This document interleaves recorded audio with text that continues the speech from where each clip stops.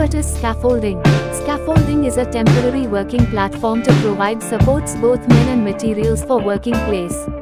It is used in maintenance, construction and demolition work etc.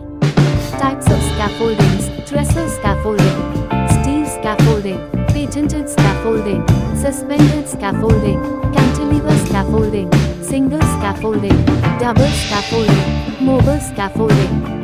Clue: what are the points to be checked while green tagging erected scaffolding? Before using of scaffold, check the tag 7 days validity. Green tag we can use the scaffold, and red tag for not use, and yellow tag use only for scaffolding works. 1. Level and firmness of the ground. 2. Sole plate 3. Base plate 4. Standards 5. Ledger 6. Transom 7. Couplers 8. Planks boards 9. Toe boards 10. Bracing 11. Guard rails 12. Mid rail 13. Outriggers 14.